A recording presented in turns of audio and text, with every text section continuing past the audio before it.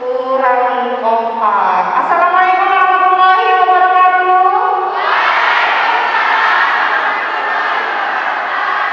Semangat pagi.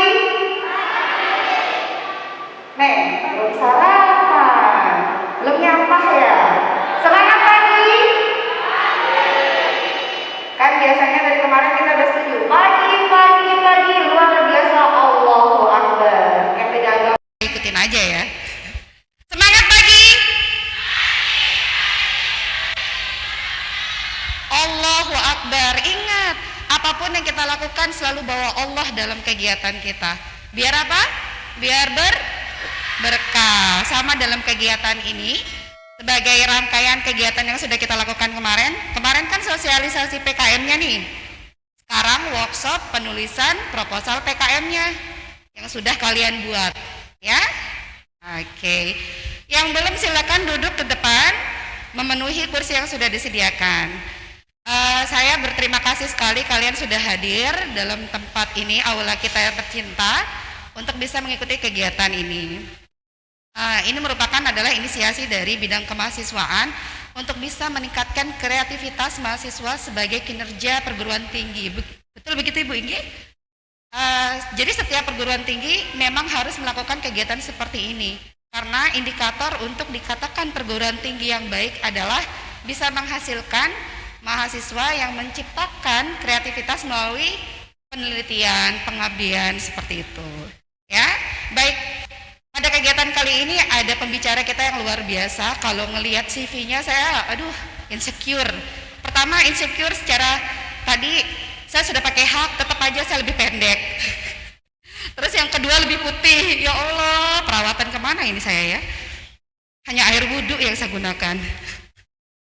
Kemudian beliau merupakan salah satu reviewer yang ada di Unram dengan pengalaman yang sudah luar biasa. Mungkin boleh Bu Ana CV-nya biar bisa dibacakan.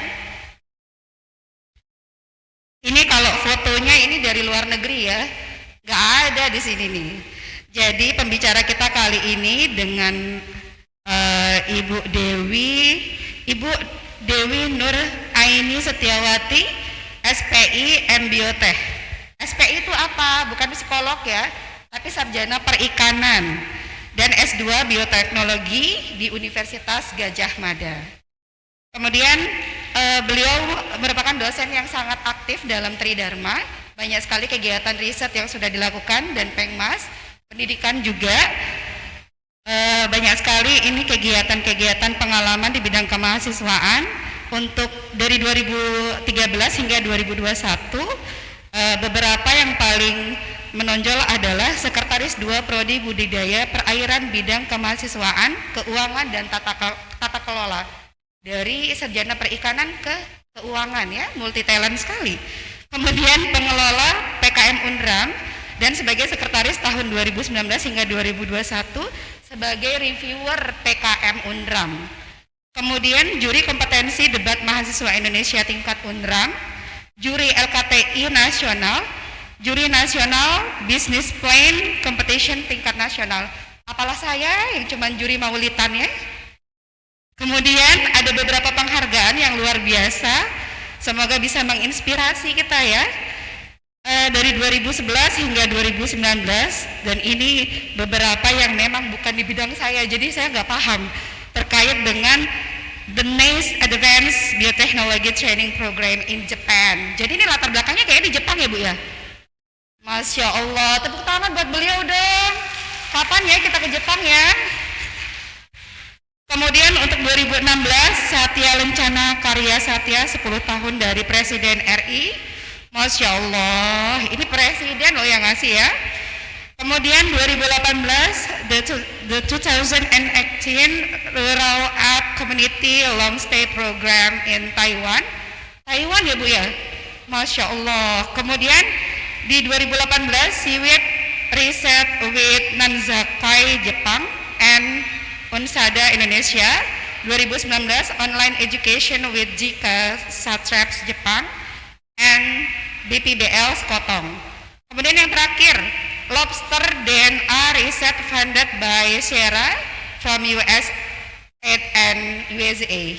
Luar biasa, tepuk tangan buat beliau. Sampai saya bacanya aja belibet ini. DNA lobster loh ya. DNA lobster. Udah pernah makan lobster belum? Belum ya? Sama kita ya. Baiklah. Materi kita kali ini akan memberikan materi terkait dengan teknik penulisan proposal PKM dan tips trik agar proposal kita lolos pendanaan. Kepada Ibu Dewi, saya persilahkan untuk memberikan materi. Untuk slide sebelah sana mohon maaf ya masih ada trouble, jadi nggak apa-apa sambilan saja. Ibu Dewi saya perkenankan untuk bisa beredar, mungkin lebih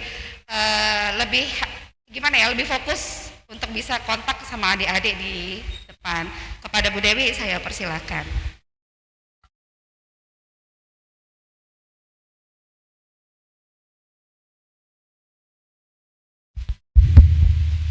Baik, terima kasih kepada moderator, kepada para pengelola dan panitia ya, Stikes Yarsi, kemudian juga kepada adik-adik mahasiswa Stiker Yarsi ya, yang sangat luar biasa ya. Saya izin berdiri ya.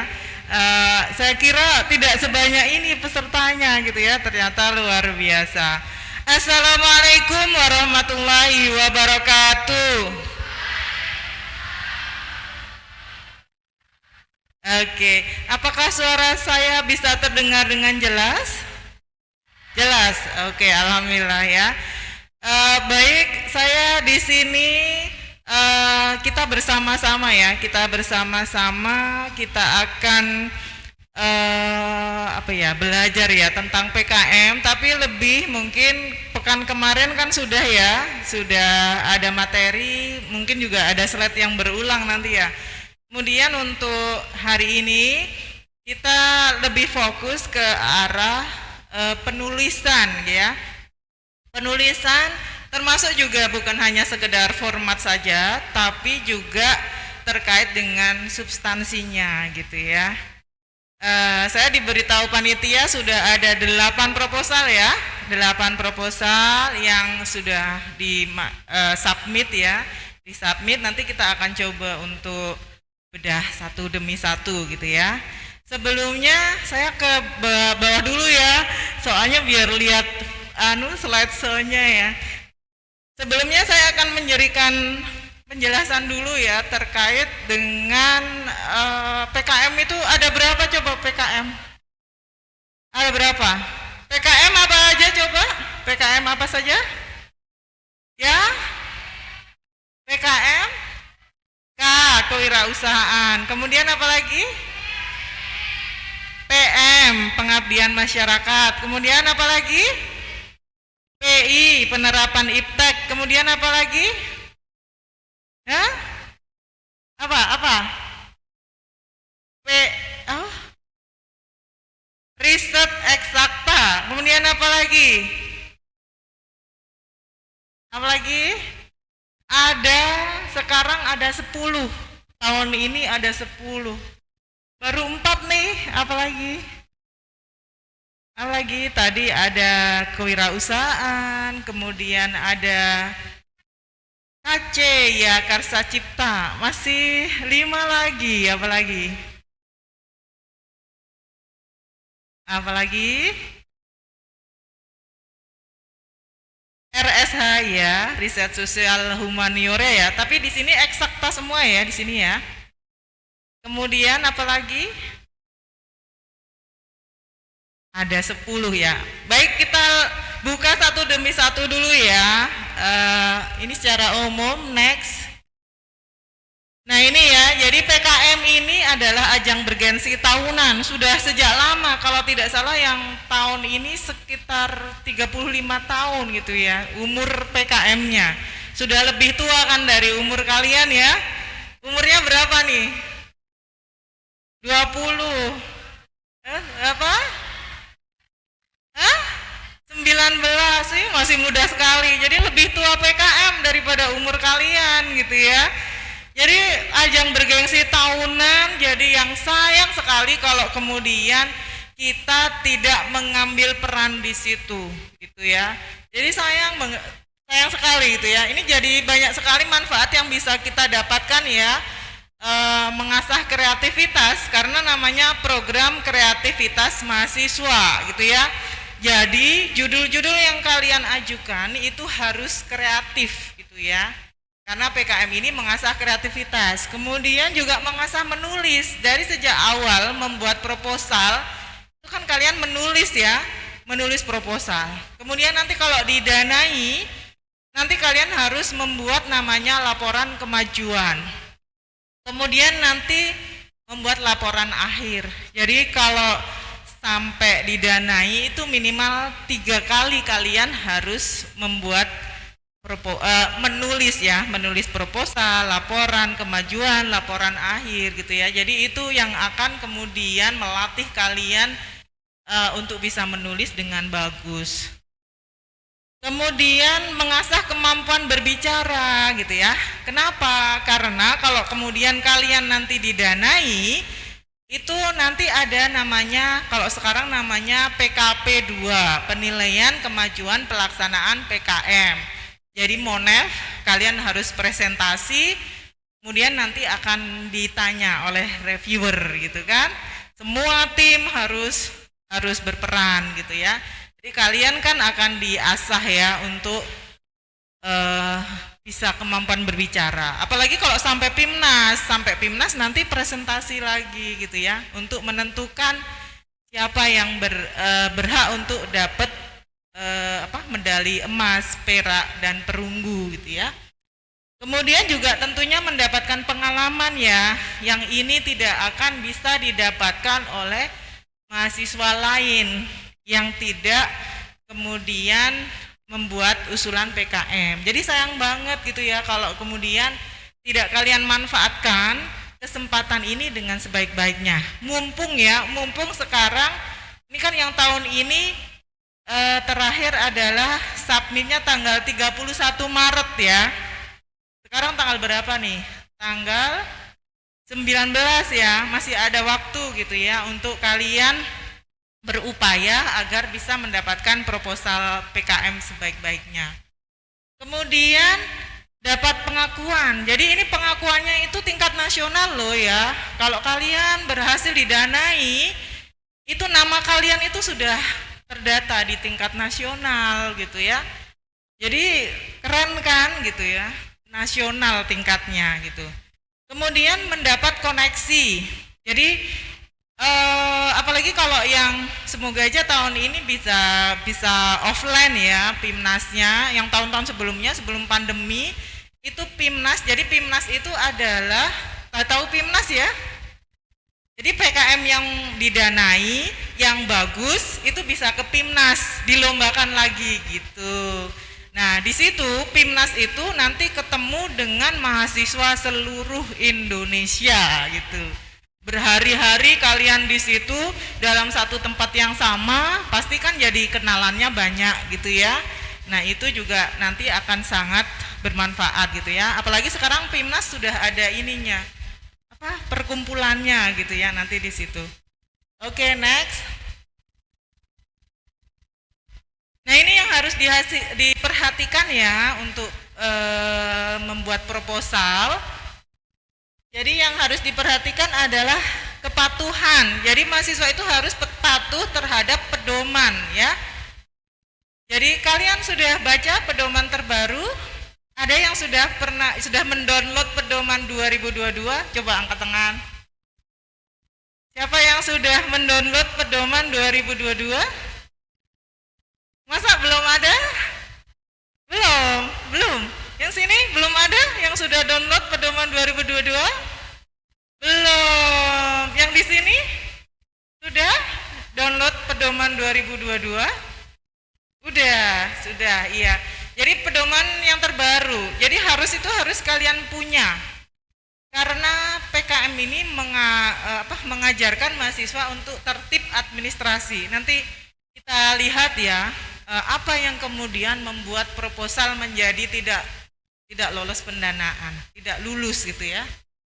Kemudian juga tentunya kreativitas ya, selain kepatuhan, kreativitas, kemudian tentunya orisinalitas. Jadi nggak boleh ya copy paste dari yang lain gitu ya, itu nggak boleh. Dan kemudian kemanfaatan karya. Jadi karyanya ini manfaat atau tidak, itu yang dilihat. Jadi itu dasar penilaian ya. Oke, next. Nah, saat membuat usulan PKM, mana nih yang sudah buat usulan PKM? Mana nih? Coba angkat tangannya, yang 8 tim itu mana? Angkat tangannya. Masih malu-malu sih. Yang tinggi dong. Ayo, ayo, mana yang lain? Ayo yang sudah ngumpulin. Mana nih? 1, 2, 3, mana lagi nih? Ada 8 saya dengar nih ya. Tapi angkat tangan baru 3. Nah, ini saat membuat proposal kalian harus memperhatikan ya. Cari teman yang mau sevisi mengejar PIMNAS. Jadi kalian itu targetnya bukan hanya sekedar apa, ini kewajiban gitu ya. Ada kewajibannya, harus mengumpul proposal. Jangan sampai hanya situ aja. Tapi kalian mimpinya harus punya mimpi yang besar. Mimpinya harus sampai ke PIMNAS gitu ya. Kalau misalnya nggak sampai PIMNAS, minimal didanai gitu kan, gitu ya. Jadi mimpinya harus besar.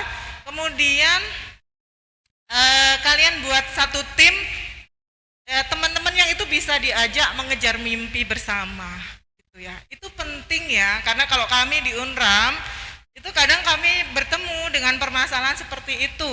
Misalnya kemarin ya, tahun kemarin itu pernah satu tim tuh nggak kompak gitu. Jadi waktu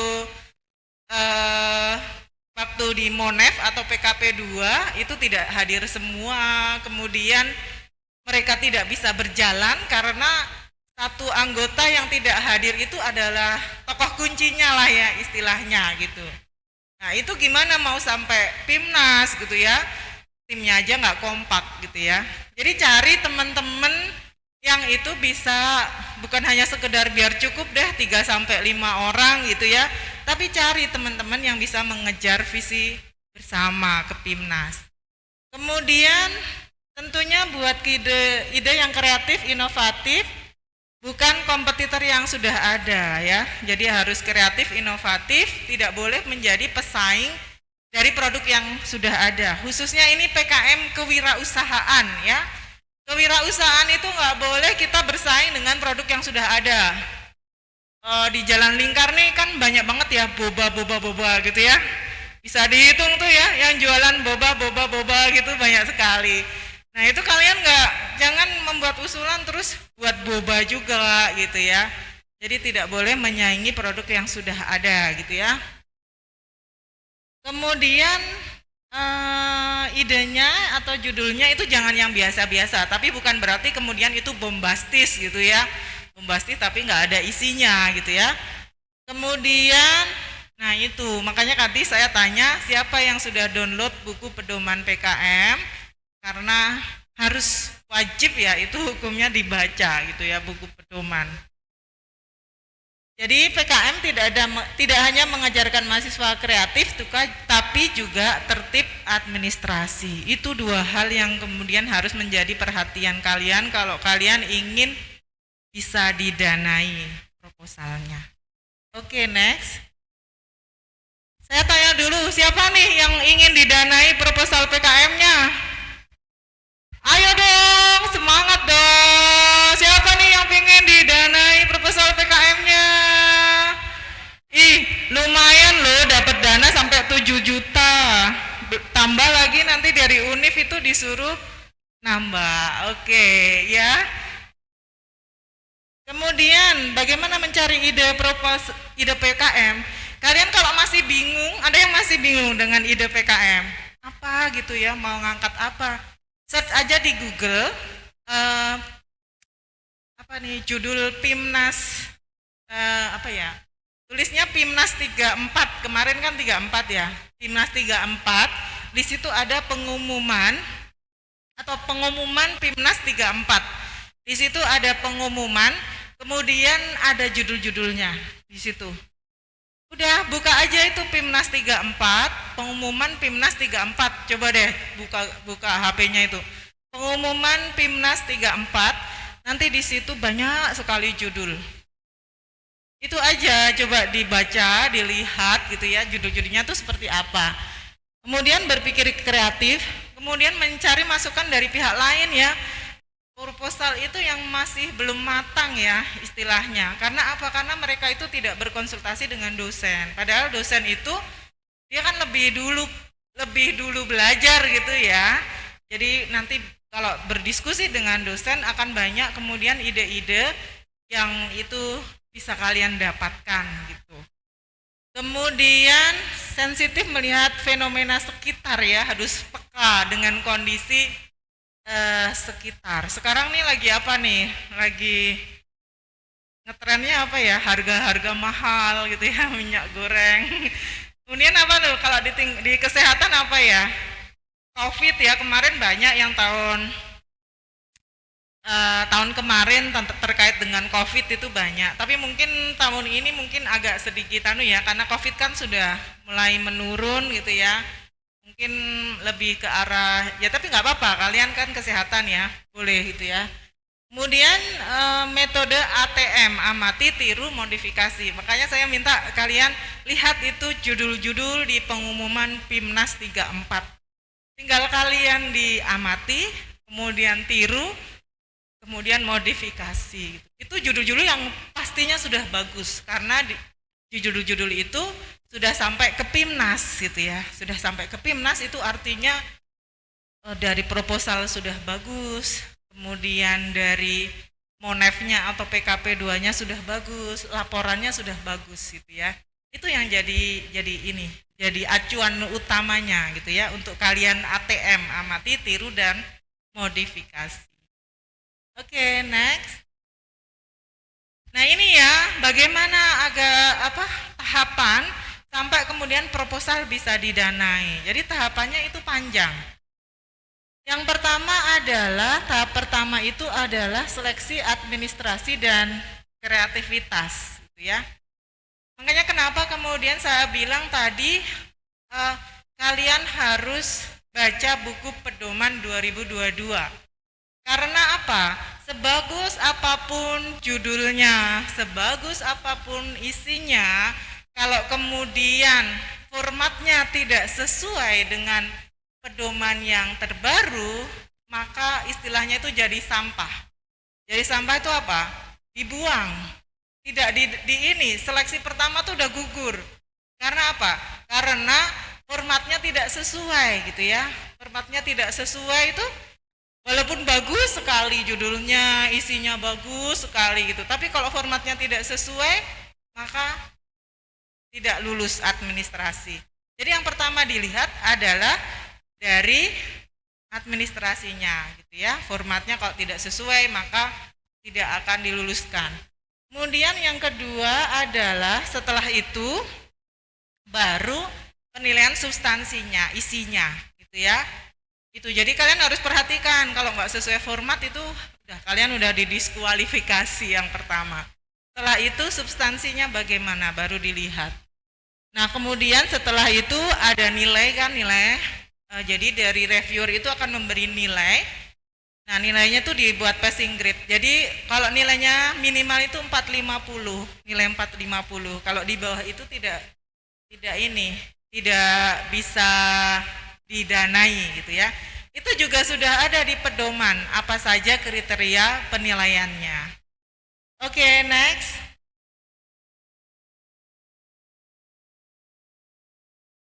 Nah ini penyebab proposal PKM tidak sukses apa saja sih? Nah kita lihat ya. Nih nama-nama anggota tim disingkat. Tapi kalau sekarang sih karena tidak ada cover ya, jadi langsung ngisi, kalian langsung pakai NIM nanti keluar namanya. Jadi enggak ini ya. Kemudian anggota, jumlah anggota itu kurang dari 3 orang. Jadi minimal anggota itu adalah 3 orang ya. Kalau kurang dari itu maka akan didiskualifikasi. Kemarin ada tuh di kami di Unram anggotanya nggak ada anggota, malah hanya 1 orang, jadi tidak bisa gitu ya. Kami semua kan di perguruan tinggi ada seleksi internal ya. Kami sudah di situ kalau di Unram kami sudah melewati itu sudah ada hasil dari tim yang lulus seleksi internal Unram gitu. Kalau di Unram itu ada yang nggak lulus. Dia hanya 1 orang gitu ya, jadi tidak bisa. Oke, next. Nah ini kemudian usulan tanpa nomor halaman, tidak ada nomor halamannya. Itu juga jadi ini loh, jadi apa? Nggak lulus seleksi tahap awal gitu ya. Kemudian nomor halaman tidak urut, berarti ini ngasih halamannya manual ya. Sekarang kan bisa ini kan kita dari Word. Kemudian letak nomor halaman. Letak nomor halaman itu kan kalau panduan itu di kanan atas ya. Terus kalian taruhnya di kanan bawah gitu ya. Itu udah nggak lulus gitu loh. Hal-hal kecil begitu kan ya, yang mungkin kita anggap hal-hal kecil. Tapi itu menjadi penyebab tidak lulus. Kemudian spasi. Spasinya itu adalah 1:15. Ini kan agak unik ya, berbeda dengan biasanya mungkin spasi 1,5 gitu ya biasanya kalau buat laporan. Ini 1:15. Kalau spasinya bukan 1:15, maka tidak akan diluluskan gitu. Kemudian hurufnya Times New Roman, huruf Times New Roman. Walaupun kalian suka huruf Tahoma, suka huruf Arial, nggak boleh. Itu nanti langsung tidak lulus seleksi. Kemudian usulan tidak lengkap, misalnya ya kalian hanya sampai lampiran tidak ada, atau mungkin hanya sampai bab 2, bab 3, bab 4 tidak ada, itu kan nggak lengkap ya. Lampiran tidak lengkap, nah itu tidak lulus. Kemudian file tidak bisa di-download atau tidak bisa dibaca, kemudian tidak orisinil, judulnya bombastis, tidak relevan. Kalau sekarang judul itu maksimal 20 kata, jadi kalian lihat lagi, judulnya sudah lebih dari itu atau tidak. Kalau lebih harus diperbaiki agar maksimal 20 kata. Oke, next. Nah ini untuk halaman usulan, jadi tidak perlu ya ada abstrak, ringkasan, itu tidak ada di aturan. Kalau pedoman yang terbaru itu dimulai dari daftar isi, tidak ada cover, tidak ada abstrak, tidak ada ringkasan, halamannya dimulai dari daftar isi. Kemudian salah slot, ya ini sering sekali, di tempat kami juga sering. Biasanya yang sering salah slot antara PKM PM, pengabdian masyarakat, dengan PKM PI, penerapan iptek ya. Itu sering sekali salah slot, nanti kita lihat ya. Kemudian sistematika tidak sesuai, misalnya di PKMK itu kan metode pelaksanaan, tapi kalian nulisnya metode penelitian. Nah itu di judul babnya salah, itu sudah nggak lulus gitu ya. Kemudian jumlah halaman melebihi ketentuan. Jadi halaman selain PKM, kalau PKM AI dan GFT itu halamannya 8-15. Kalau selain itu jumlah halaman dari pendahuluan sampai daftar pustaka itu adalah maksimal adalah 10 halaman. Tidak boleh lebih dari itu, nggak boleh. Kalau kurang boleh, lebih tidak boleh ya. Kemudian tidak ada daftar pustaka, kemudian spasi ya. Oke, next. Nah ini lampiran ya, lampiran harus diperhatikan, sering juga ini di lampiran pada salah ya. CV-nya tidak ada tanda tangan, jadi yang di sini nggak bisa lihat ya. Nggak bisa lihat, kasihan. Ya, nggak bisa ya Tia. Jadi CV-nya tidak ditandatangani. Jadi kalian tulis biodata, tapi lupa untuk tanda tangan gitu ya. Kemudian salah satu anggota tim mungkin ada yang tidak tanda tangan gitu ya. Itu juga tidak boleh. Kemudian CV dosen pembimbing ya, tidak ditandatangani, atau tanggal penandatangannya itu salah. Sekarang kan tahun 2022 ya, harusnya penandatangannya itu ya bulan Maret lah ya, Maret 2022, karena kan pedoman ini baru rilis bulan Maret juga, jadi idealnya itu Maret 2022 gitu ya. Nah kadang ada yang nulis 2021 gitu ya, itu sudah kemudian menjadi tidak lulus gitu. Kemudian tidak ada biodata, apalagi ya kalau tidak ditandatangani aja sudah jadi tidak lulus, apalagi kalau tidak ada biodatanya gitu ya. Kemudian tidak semua biodata ditandatangan udah ya. Biodata dosen pendamping tidak lengkap. Ini juga harus diperhatikan ya. Jadi PKM ini hanya boleh diusulkan oleh mahasiswa dan dosen yang berasal dari satu perguruan tinggi yang sama ya. Tidak boleh ya dosennya mintanya kalian minta saya jadi dosen pembimbing pendamping, itu nggak boleh. Jadi harus dari satu perguruan tinggi, nggak boleh ya. Mahasiswanya juga anggota tidak boleh dari universitas yang berbeda gitu ya. Jadi satu universitas ya. Ini kemarin juga sempat nih ada yang di Unram dosennya dari Universitas Muhammadiyah gitu ya. Ya kita nggak bisa ini ya, nggak boleh itu ya, tidak boleh. Nah kemudian ini harus diperhatikan ya, biodatanya tidak ditujukan untuk PKM-nya. Itu kan di biodata ada bagian bawah itu untuk PKM apa gitu ya. Jadi kalau misalnya kalian usulannya PKM kewirausahaan, biodatanya itu juga untuk PKM kewirausahaan, bukan untuk PKM RE misalnya. Nah itu jadi tidak bisa didanai. Kemudian tanda tangan ya, sekarang harus tanda tangan basah. Tanda tangan basah itu artinya apa? Bukan kemudian kita tanda tangan di atas kolam gitu ya, bukan ya. Jadi kalian print, kalau biodata itu sudah ada, di print, setelah di print ditanda tangan. Nah itu dari situ baru kalian scan atau difoto gitu. Nah itu yang disebut tanda tangan basah. Sekarang tidak boleh, kalau kemarin masih boleh e-sign ya. Kalau sekarang harus tanda tangan basah di pedoman terbaru. Oke, next. Ini surat pernyataan ketua tim ya, itu ada di bagian lampiran. Itu harus ditanda tangan. Kalau tidak ditanda tangan, kalian tidak akan lulus ya. Kemudian slot usulan itu di situ juga harus sesuai PKM apa, judulnya apa. Anggaran juga harus ini ya, tahun 2022. Jadi kalau kalian buat proposal yang sekarang itu artinya untuk usulan tahun 2022. Kemudian surat pernyataan ketua tim bertanggal tahun yang salah, kemudian tidak ada surat pernyataan itu.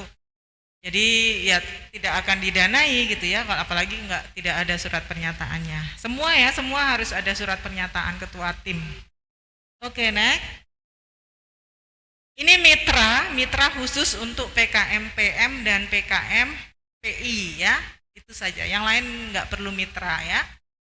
Ini yang menyebabkan tidak lulus, tidak ada surat kesediaan mitra, kemudian tidak bermatre, tidak ditanda tangan, kemudian salah slot gitu ya. Yang sering salah slot ini seperti di Unram, kalau PKM pengabdian masyarakat, ada tuh yang tanda tangan mitranya adalah kepala dusun gitu ya. Itu tidak boleh ya. Jadi perangkat desa itu tidak boleh menjadi mitra.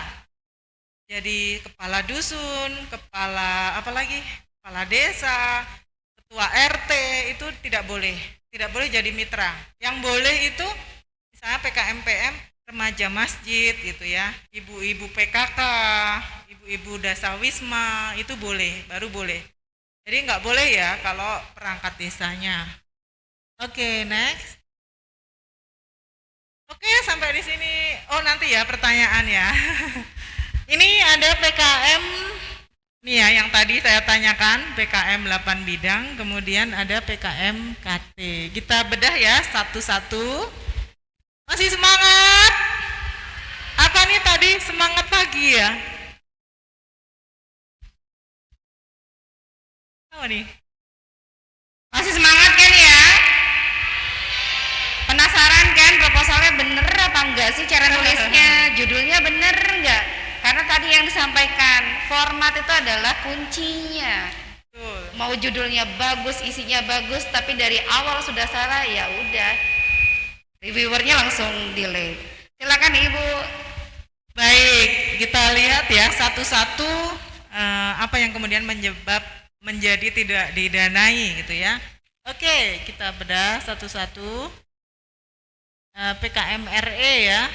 Tidak ada ya, belum ada yang ngusulkan ya. Sebenarnya padahal kalian itu bidang kesehatan bagus loh kalau kalian buat usulan PKM riset ya, riset eksakta. Oke, next. Nah ini ya yang harus diperhatikan saat membuat usulan PKM riset. Jadi sebaiknya mahasiswa sudah paham metodologi. Kalian sebaiknya sudah paham metodologi karena apa ya? Kalau riset itu sering kita menemukan judul-judulnya sepertinya wow bombastis gitu ya. Tapi ternyata setelah kita lihat di metodenya itu kelihatan kok tim yang sudah paham metodologi atau tim yang asal-asalan yang belum paham metodologi itu. Jadi kalau saran saya kalau ingin PKM risetnya bisa didanai sebaiknya kalian libatkan dalam satu tim itu ada yang sudah paham metodologi sehingga tidak ngawur gitu ya, tidak ngawur. Kemudian tentunya dosen ya, dosen libatkan dosen, banyak konsultasi dengan dosen agar metodologinya itu tepat gitu. Kemudian judulnya yang kreatif, kemudian sebaiknya ada kebaruan. Jadi nanti di latar belakang itu penelitian-penelitian yang sudah dilakukan, kemudian posisi penelitian kalian itu di mana, nah itu harus dijelaskan. Apa kebaruan dari penelitian kalian dibandingkan penelitian-penelitian yang sudah ada. Kemudian tentunya harus banyak membaca referensi ya, apalagi kalau riset itu referensinya harus ini ya, harus mantep gitu ya, harus banyak referensinya. Kemudian metodologi realistis untuk dilaksanakan oleh mahasiswa. Kalian juga harus realistis dengan dana yang ada. Dana yang ada itu kan 7 juta dari Dikti ya, dari Didik 7 juta. Kemudian universitas kan diminta untuk menambah dana maksimal 25%, jadi sekitar 1.750.000. Nah, kalian harus pikirkan riset apa yang realistis dengan dana segitu gitu ya. Jadi itu harus diperhatikan. Jangan sampai terlalu rumit ya. Dulu ada di Unram ya. Bagus sekali penelitiannya. Kemudian saat Monef atau PKP 2 jadi penelitiannya bagus sekali, tapi ternyata tidak bisa sampai ke PIMNAS. Karena apa? Karena terlalu tidak realistis dengan dana segitu gitu. Jadi itu harus perhatikan. Waktu itu menguji jadi membandingkan antara mencit yang diberi perlakuan apa itu rokok konvensional, rokok yang biasa, kemudian yang vape itu, kemudian yang tidak merokok mencitnya. Jadi dilihat tuh bagian paru-parunya mencit gitu ya, dibedakan. Kemudian dari histonya jadi ada histopatologinya, jadi jaringannya itu dari yang mencit yang dengan paparan rokok dan tidak itu ada hasilnya. Kemudian ada hasil PCR-nya juga gitu ya. Kemudian ada uji ini, mencitnya itu apa sih? Kayak di labirin gitu ya. Jadi mencit yang terpapar rokok itu dia lebih lama ketemu jalan keluar, bingung-bingung dulu gitu dibandingkan dengan mencit yang tidak rokok ya. Oke, next. Nah, ini ya untuk dasar penilaiannya ini ada di buku pedoman ya. Jadi paling tinggi itu adalah telaah literatur, kreativitas selalu semuanya itu ada kreativitasnya penilaiannya, kemudian kemutahiran metode riset, kemudian kontribusi untuk iptek, telaah literatur, potensi dan prediksi hasil riset, kemudian manfaatnya, kemudian jadwal dan juga RAB-nya dilihat. Oke, next. Ini contoh-contoh yang didanai, ini yang di Unram ya.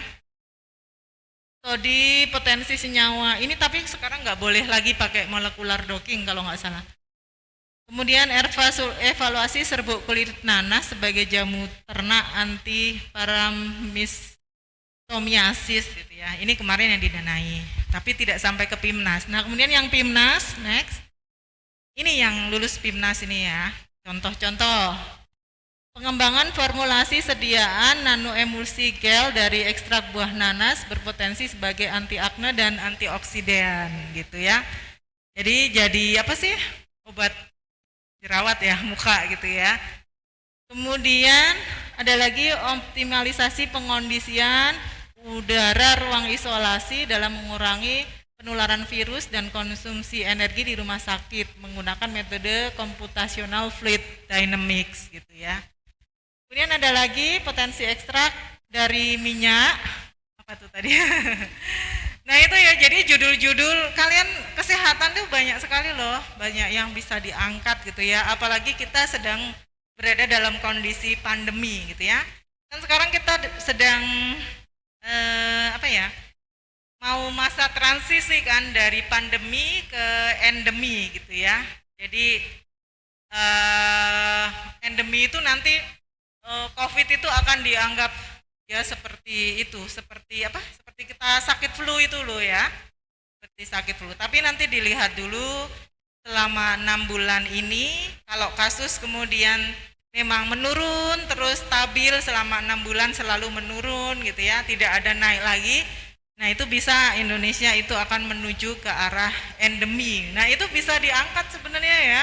Bagaimana dari sisi kesehatan untuk kemudian kita bersiap ke arah endemi itu gitu ya. Gitu. Nah ini contohnya ya. Oke, sekarang lanjut ke PKMK. Ini banyak sekali ya yang di usulan nasional juga PKM kewirausahaan ini paling banyak. Di UNRAM juga kemarin paling banyak kewirausahaan. Jadi kalau UNRAM itu kemarin sudah dari yang submit internal itu sudah ada sekitar hampir 700 proposal dan 379 proposal itu adalah kewirausahaan. Tapi yang UNRAM, tapi yang lulus itu hanya sekitar 60 dari 379 gitu ya. Ternyata yang lulus seleksi internal itu baru lulus seleksi internal itu hanya sekitar 60. Jadi memang kewirausahaan ini banyak peminatnya, tapi juga persaingannya sangat ketat gitu ya. Nah, oke, next. Sekarang itu ya, next. Ini ya, bagaimana kiat lulus PKMK? Kalian harus punya motivasi tinggi untuk wirausaha. Jadi punya jiwa entrepreneur ya, memang seneng gitu ya. Mungkin yang dari seneng ini misalnya di update status, suka promo produk-produknya, itu sudah kalian sudah punya bekal untuk wirausaha, tinggal ditingkatkan. Kenapa saya bilang begitu? Karena apa? Ada juga banyak juga mahasiswa yang membuat usulan PKMK itu orientasinya hanya bisa dapat dana gitu ya. Ya memang ada mental wirausahanya ya, mentalnya adalah dapat dana gitu. Tapi setelah itu ya udah selesai gitu loh. Itu akan sangat susah untuk kemudian bisa berjalan dengan baik gitu ya. Karena nanti saat review itu akan ditanya keberlanjutannya seperti apa gitu. Kalau mahasiswa tidak punya mental wirausaha, pasti dia akan kebingungan untuk melanjutkan mengembangkan usahanya itu bagaimana gitu. Jadi saran saya, kalian yang memang passionnya senang dengan wirausaha, silahkan ajukan ini. Tapi kalau passionnya nggak di situ, mending cari PKM yang lain gitu. Karena akan susah gitu ya, susah kalian bisa berjalan dengan baik. Kemudian produknya bukan biasa-biasa saja, ya seperti saya tadi bilang gitu ya, di Jalan Lingkar itu banyak sekali jualan boba gitu ya. Kalau kalian kemudian usulannya buat boba lagi, wah itu sudah susah. Apalagi ya PKMK itu yang paling banyak itu makanan ya, dan makanan itu sebaiknya agak sedikit bukan tidak boleh, tapi untuk peluang untuk bisa didanai itu rendah gitu kalau makanan gitu. Jadi bisa dilihat di PKM yang lulus ke PIMNAS tahun kemarin itu pangannya, makanannya itu kebanyakan adalah pangan fungsional yang mungkin dia sebagai anti diabetes, kemudian sebagai apalah ya yang seperti itu yang lulus gitu ya. Karena sekarang ya PKMK itu dua hal. Jadi harus hasil riset, kemudian tidak boleh menyamai produk yang sudah ada. Itu dua hal yang harus kalian perhatikan. Yang 8 proposal sepertinya PKMK ya, paling banyak nanti kita lihat gitu ya. Jadi dua hal itu yang harus diperhatikan, berbasis riset, tidak boleh menyamai produk yang sudah ada. Nah, itu ya. Kemudian dia punya potensi untuk dikembangkan. Oke, next. Nah, ini ya, jadi mindsetnya itu berbisnis. Jadi memang PKMK itu kan filosofinya ingin membuat wirausahawan muda gitu ya. Harapannya dengan pendanaan itu sebagai stimulus untuk kalian berwirausaha gitu. Jadi itu gitu ya. Apalagi kan sekarang kebijakan menteri yang baru ya, MBKM, IKU gitu ya. Itu kan ada kan mahasiswa berwirausaha gitu ya. Jadi harapannya seperti itu gitu ya. Nah ini ya dilihat peluang pasar, prospeknya. Nah cash flow itu kalau di proposal biasanya kita setahun aja. Sekarang tuh 2 tahun, dilihat 2 tahun gitu ya. Oke, next. Ini yang dilihat kreativitas masih. Jadi dari gagasannya, keunggulan produknya. Nah ini kan berbasis iptek, unik dan bermanfaat. Kemudian rancangan usahanya, potensinya untuk dilaksanakan dan potensi profitnya, keberlanjutannya, kemudian jadwal dan RAB. Itu kalian harus perhatikan itu juga ya penilaian ya. Itu. Jadi kan lihat kan berbasis riset. Kalau nggak berbasis riset nanti kasih nilai 1 gitu. 1 itu kan nilai yang paling rendah, nilai yang paling tinggi 7 gitu ya. Oke, next. Ini contoh yang dari Unram ya. Mungkin yang pekan kemarin udah kelihatan ya slide-nya ya. Ya ini jadi mereka buat jus kelor. Sebenarnya kan biasa ya jus gitu ya. Cuman mereka itu keunggulannya adalah hasil risetnya adalah anti radang tenggorokan. Itu yang membuat ini. Mereka kan dari Fakultas Kedokteran. Kemudian sesuai kan mereka memang riset. Maksudnya ada hasil risetnya, bukan tidak harus riset pribadi ya, boleh kalian melihat di jurnal gitu ya.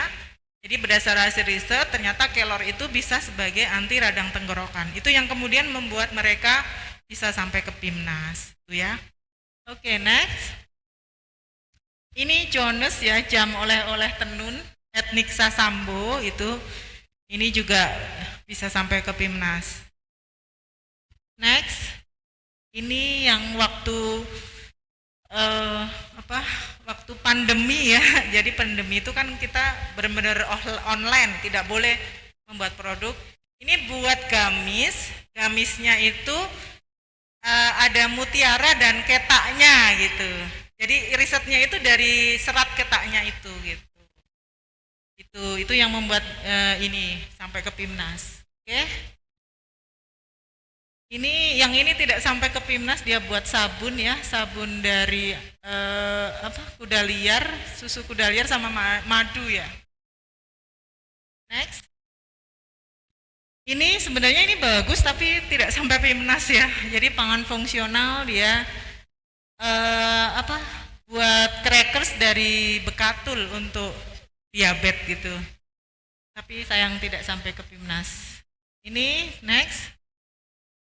Nah, ini juga hanya sampai didanai, tidak sampai PIMNAS. Kenapa? Kalau menurut saya terlalu biasa memang tongkol rumput laut gitu. Memang dia untuk ini, kenapa bisa didanai itu waktu itu sebagai ini untuk anti COVID gitu. Ada judul itunya sehingga bisa didanai tapi tidak bisa sampai ke PIMNAS. Oke. Itu ya kewirausahaan. Jadi kalian harus perhatikan, harus berbasis riset, tidak boleh menyamai produk yang sudah ada. Selanjutnya PKM PM. Next. Nah ini ya, jadi kita harus paham kondisi mitra. Ini banyak yang ini ya. Sebenarnya kan PKMPM nih banyak loh kalian di bidang kesehatan bisa kalian angkat ya. NTB kan termasuk untuk tingkat kesehatannya kan masih agak rendah gitu ya. Sebenarnya bisa diangkat gitu ya. Nah, itu jadi PKMPM ini berbasis dengan kebutuhan mitra, bukan dari idenya dari kita, tapi dari mitra. Mitranya butuh apa? Jadi masyarakatnya itu mereka butuh apa gitu ya? Misalnya sampahnya masih berantakan dan sebagainya gitu kan, itu masalah ya, masalah. Kemudian masalah. Nah, kemudian solusi kalian apa? Kan kalau lihat di sini ya, di ini sampah-sampah nih masih memprihatinkan menurut saya ya. Kayak kalau kita ke pantai gitu ya, sampahnya masih luar biasa. Padahal kan pantainya di Lombok tuh indah-indah sekali gitu ya. Cuman masalah sampah ini jadi PR. Atau mungkin stunting gitu kan juga NTB juga termasuk masih jadi masalah kan gitu ya. Nah, itu bisa diangkat gitu ya. Kemudian itu masalah, solusi kalian apa gitu ya.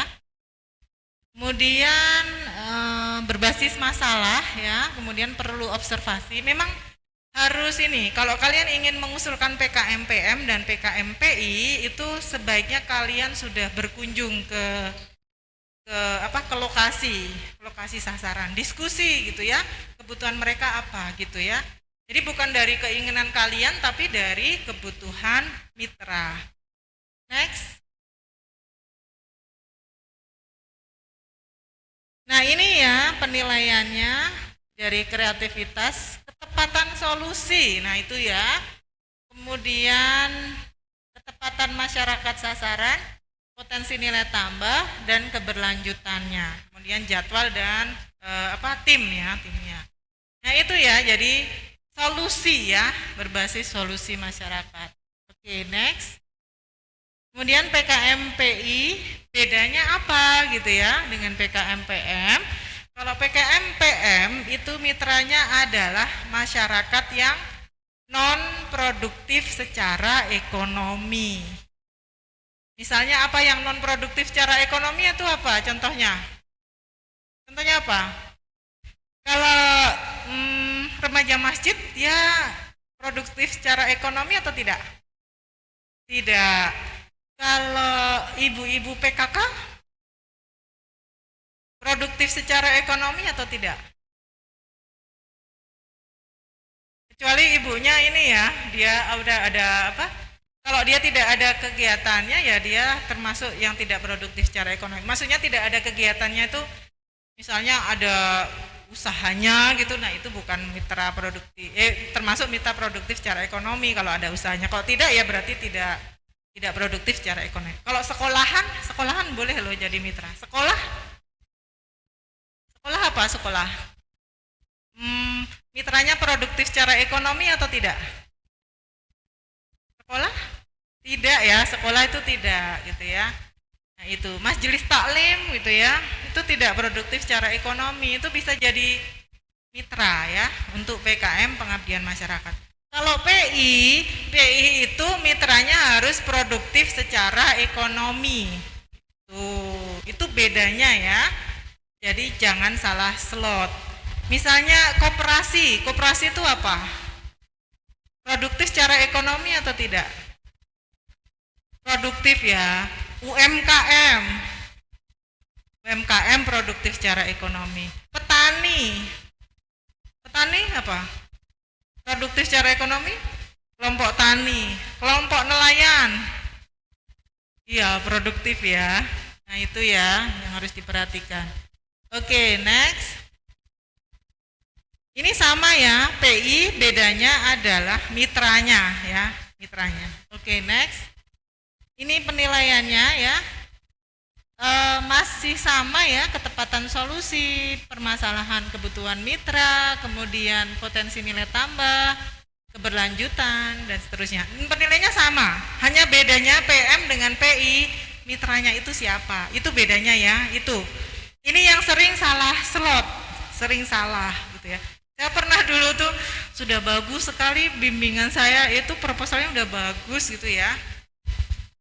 Ternyata setelah saya lihat kembali itu salah slot. Jadi dia itu sasarannya adalah mitranya adalah nelayan, kelompok nelayan gitu ya. Kelompok nelayan mau dibuat apa itu budidaya udang faname dengan kolam terpal lah ya, intinya itu gitu ya. Itu kan mitranya sudah produktif secara ekonomi, kemudian usulannya adalah untuk PKM PM gitu kan. Salah itu ya, harusnya untuk PKM PI gitu. Oke, next. Nah, ini ya, kiat lulus PKM PM dan PI, pahami kondisi mitra, pahami kebutuhan mitra, kemudian usulan berasal dari diskusi dengan mitra, bukan keputusan sepihak dari kita gitu ya. Jadi harus ke sana, ke tempat yang akan kita jadikan sasaran PKM PM maupun PKM PI, harus diskusi dulu mereka masalahnya apa, kebutuhannya apa, baru kita solusinya dari kita apa. Nah, itu yang kemudian solusinya menjadi judul PKM PM atau PKM PI gitu ya. Gitu. Jadi programnya itu harus yang solutif ya, itu bedanya. Oke, next. Ini contoh-contohnya yang sampai ke PIMNAS. Inovasi alat pengering kain batik guna meningkatkan efisiensi produksi sebagai antisipasi cuaca yang tidak menentu. Berarti itu mitranya apa? Ini PKM PI. Kira-kira mitranya apa? Yang judul tadi. Alat pengering kain batik berarti digunakan untuk mitranya untuk apa? Alat pengering kain batik berarti untuk apa? Apa?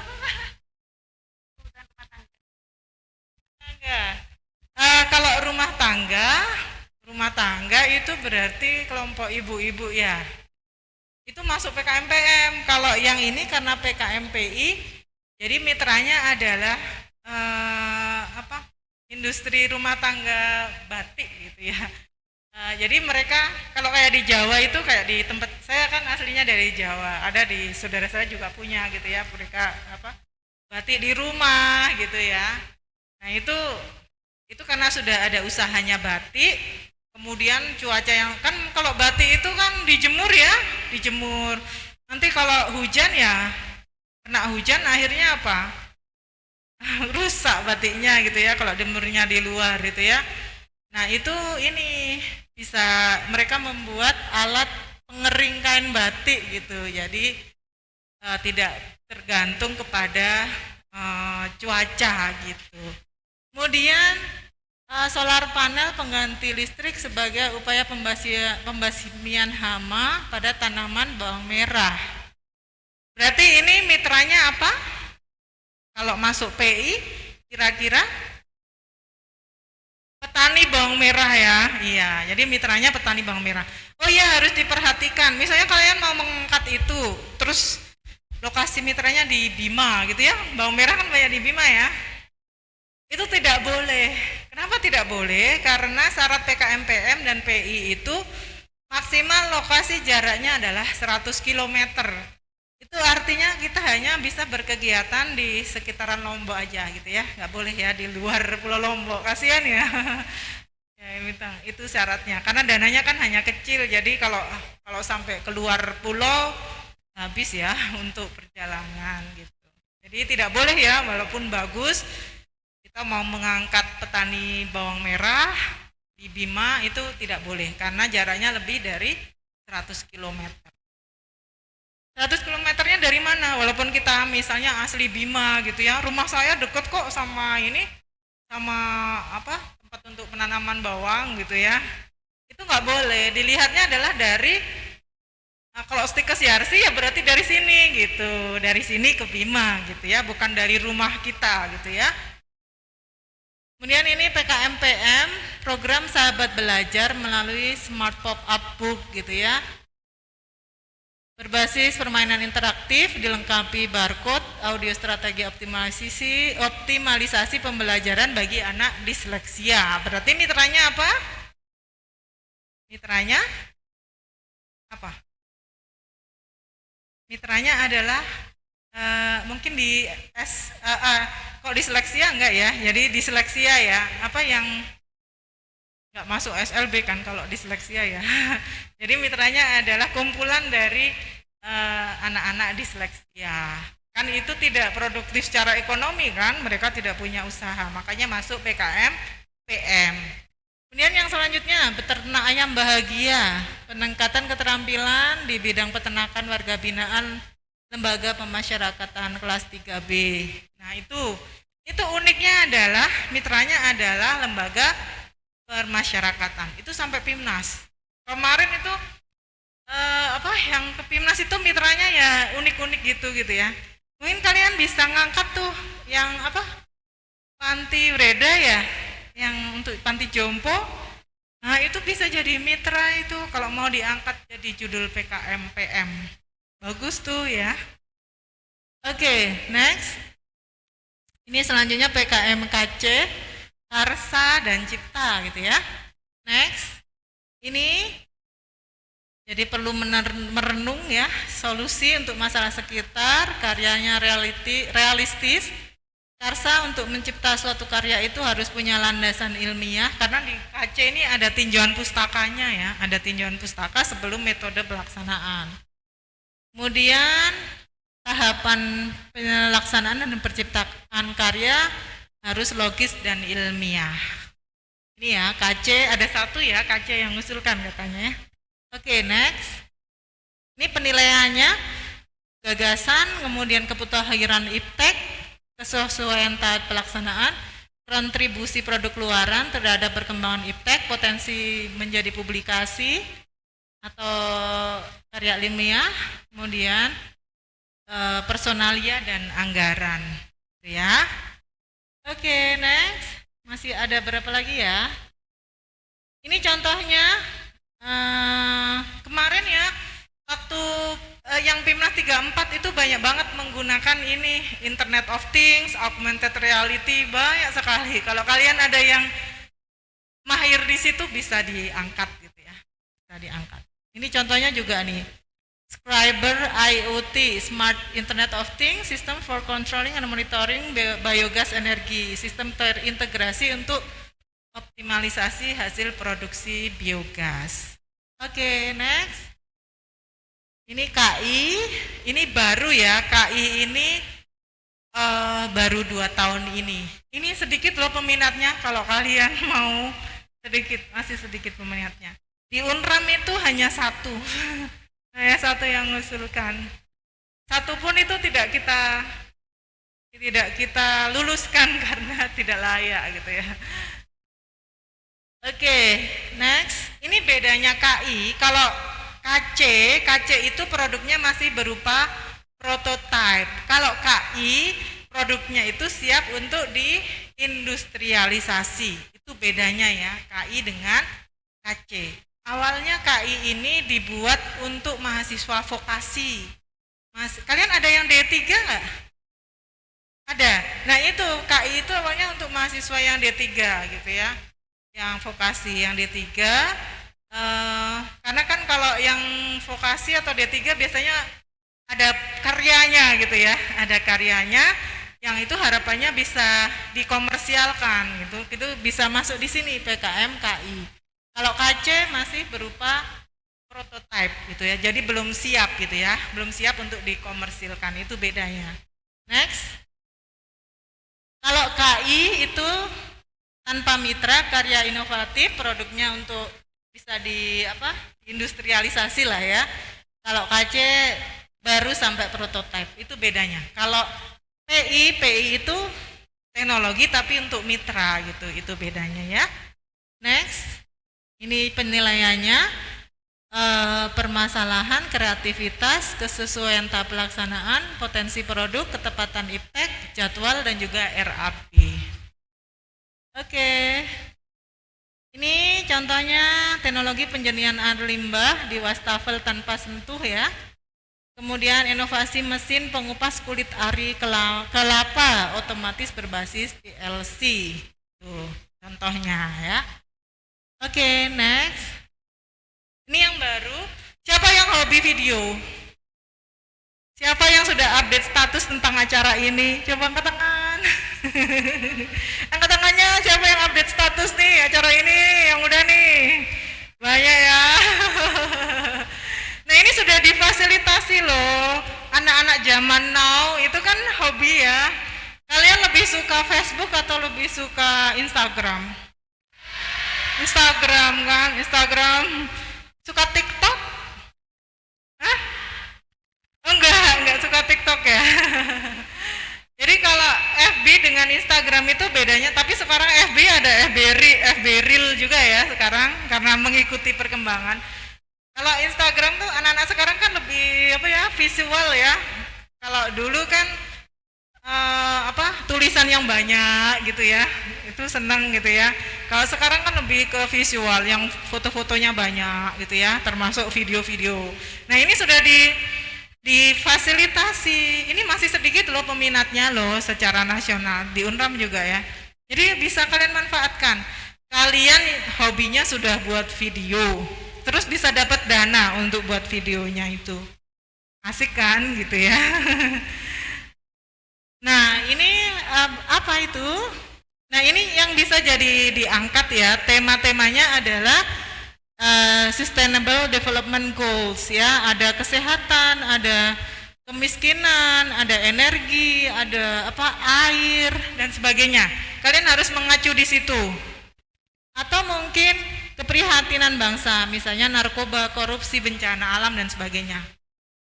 Jadi tema-temanya tidak asal, tema-temanya harus sesuai tema-tema SDGs dan juga keprihatinan bangsa, itu ya bedanya gitu ya. Kemudian skalanya, jadi kuncinya adalah skalanya harus luas. Jadi ini menjadi solusi masalah negara, masalah bangsa atau masalah dunia. Jadi harus luas gitu ya. Itu. Jadi tidak skala kecil aja gitu ya.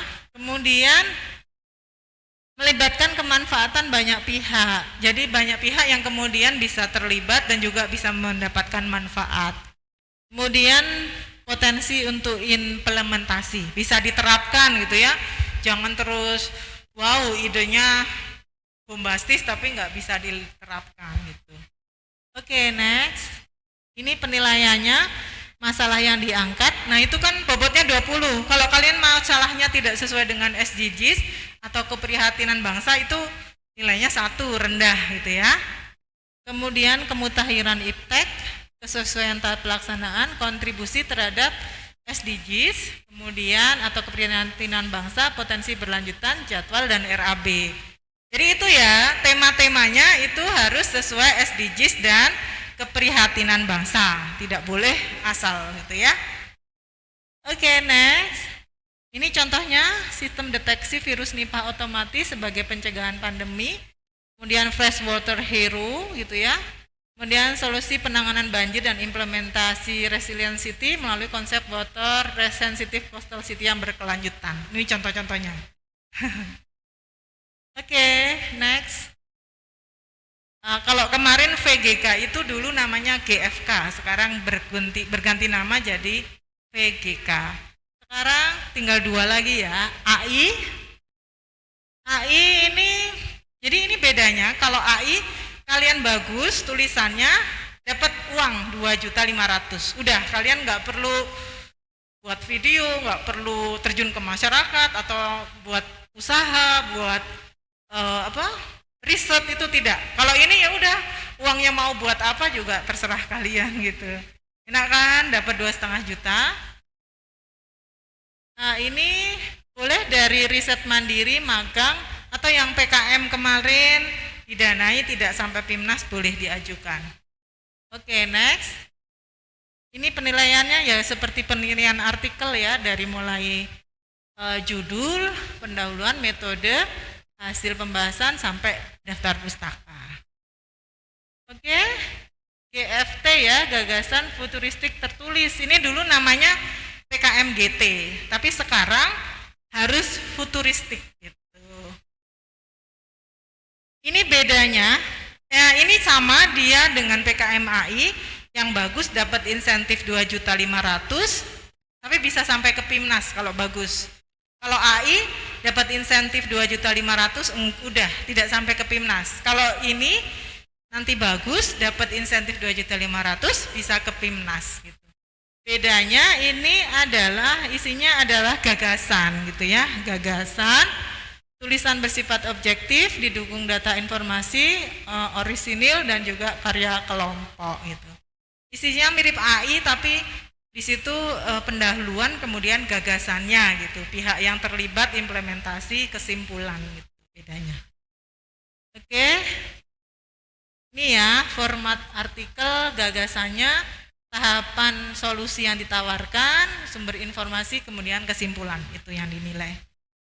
Oke. Ini contoh dari UNRAM ya yang pernah sampai ke PIMNAS. Ini Jadi hiu ya, hiu. Kan di Lombok banyak ya, di Tanjung Luar ya, penangkapan hiu ini mahasiswa kami sedang praktikum di sana.